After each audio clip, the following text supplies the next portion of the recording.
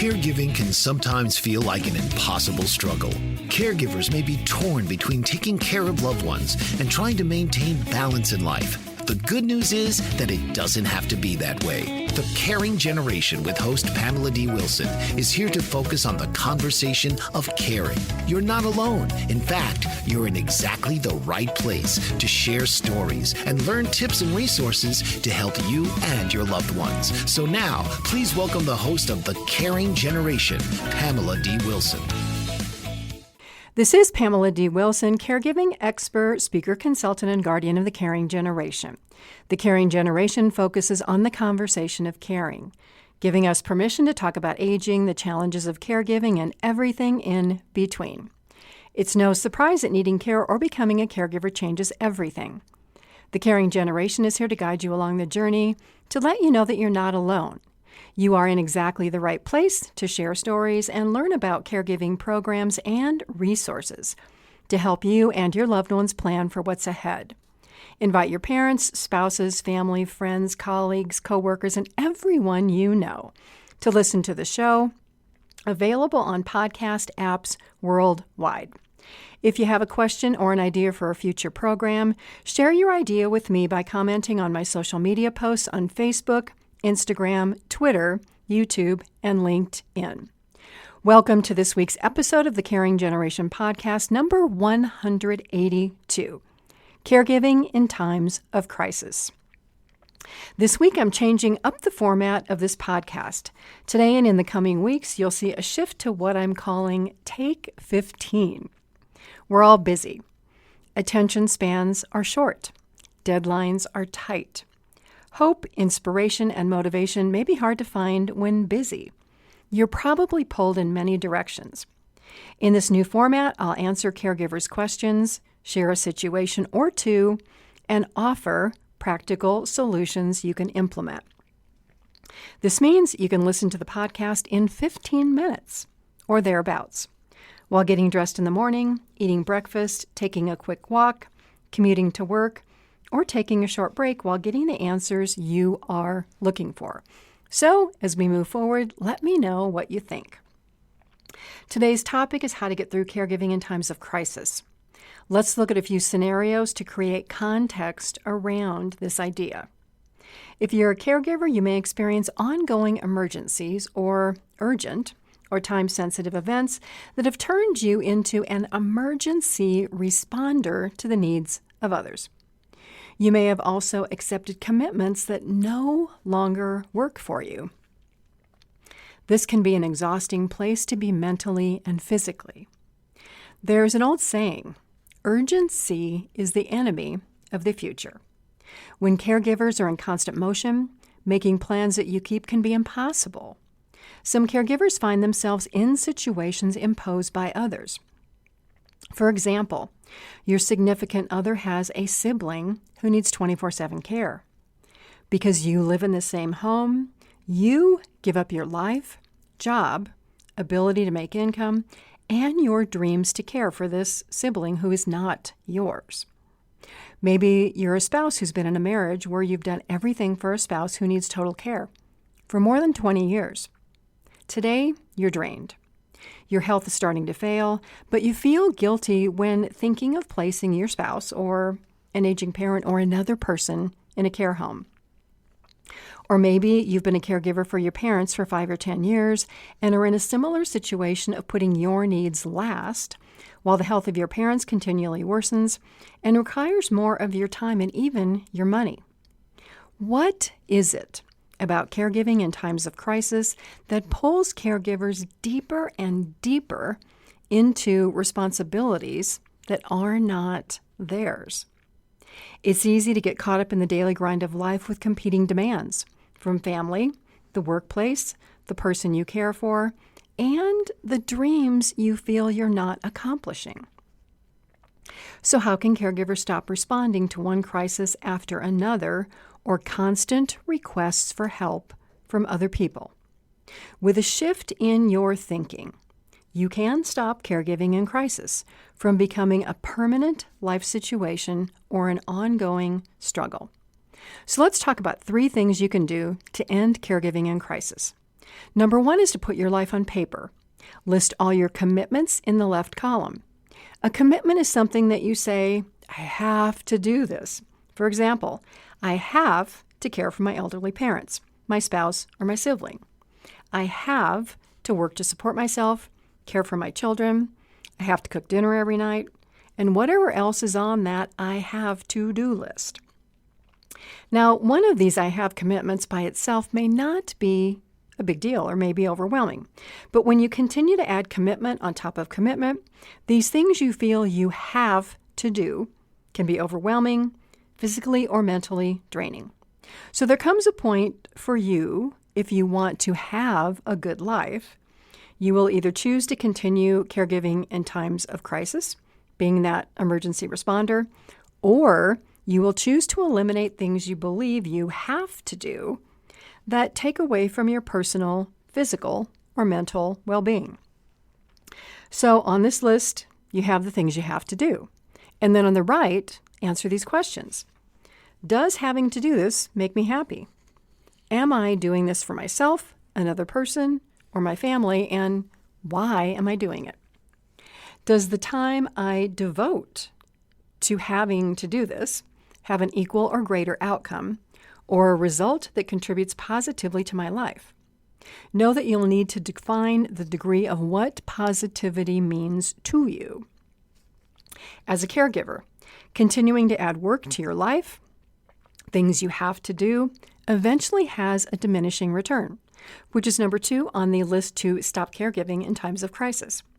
If you don't understand the concept of a diminishing return, think of this as balance. You put effort in and get an equal amount of effort or result back.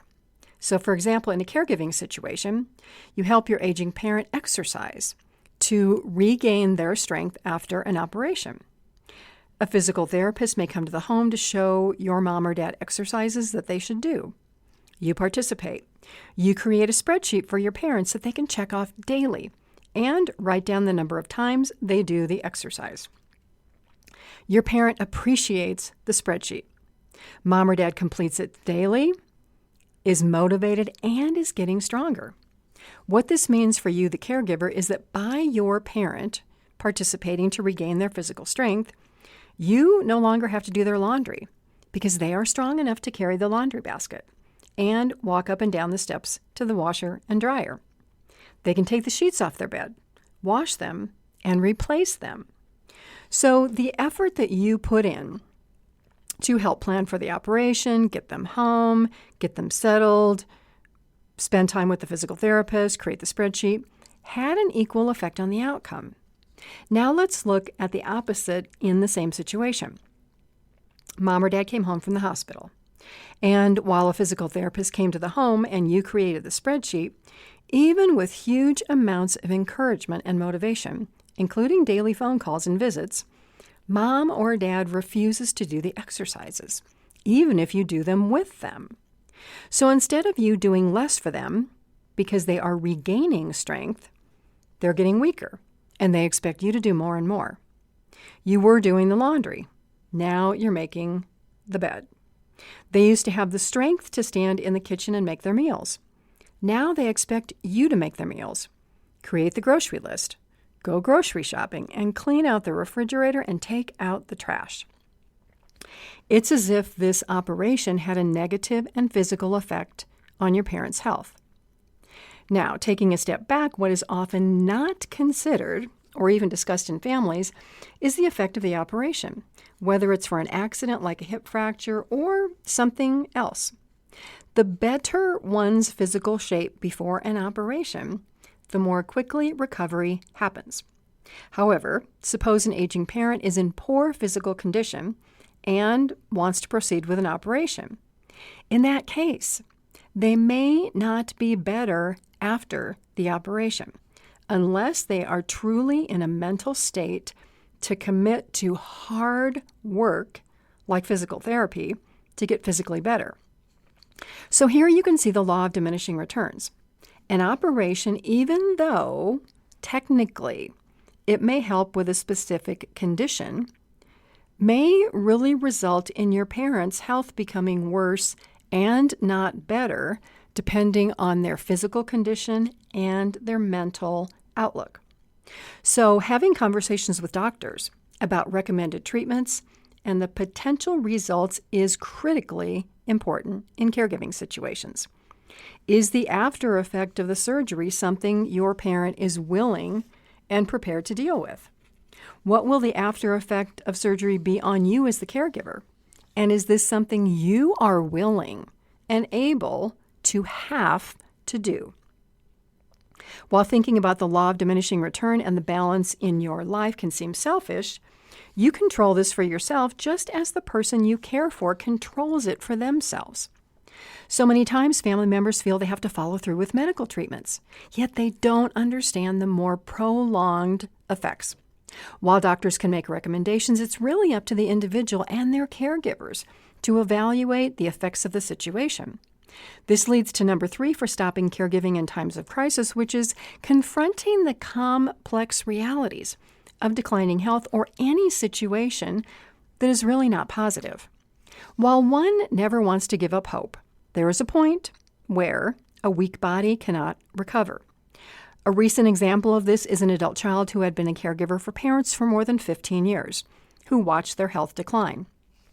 Multiple recent hospitalizations and the recommendation of the primary care physician to consider hospice was accepted as a good idea by the family.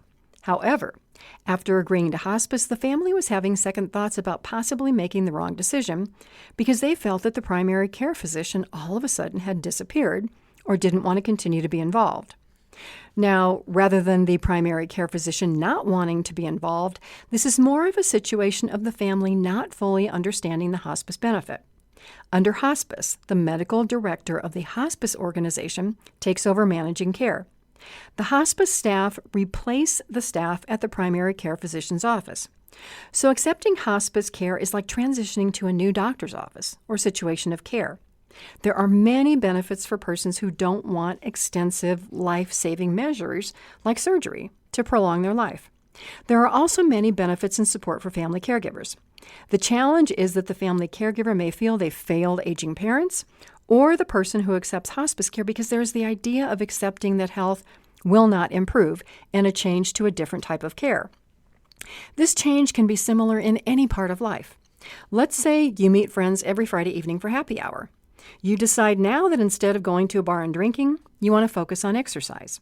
So instead of meeting friends for happy hour, you join a gym and you go to a Friday night class, or you play racquetball at the club. This change can make your friends feel like they're not important, when the reality is you want to feel better. So you choose to prioritize your health. Any type of change in life, even though positive, can pose challenges. So when you think of ending caregiving in times of crisis, realize that there will be adjustments to your routines, maybe even the time you spend with people. But this doesn't mean that the outcome will not be positive. So, if you want to stop being the emergency responder to the person you care for and other situations in your life, put your life on paper. Look at, what do I have to do? Look at the law of diminishing returns and balance in your life, and confront the hard realities of any situation in your life that is not contributing positively to your life. Thanks for being here for this first episode of Take 15. Please check out over 180 episodes and share this podcast with everyone you know so that we can extend the support, education, and love that so many caregivers and the persons who receive care need. I'm Pamela Wilson. God bless you all. Sleep well tonight. Have a fabulous day tomorrow and enjoy each day until we are here together again. Tune in each week for The Caring Generation with host Pamela D. Wilson. Come join the conversation and see how Pamela can provide solutions and peace of mind for everyone. Here on Pamela D. Wilson's The Caring Generation.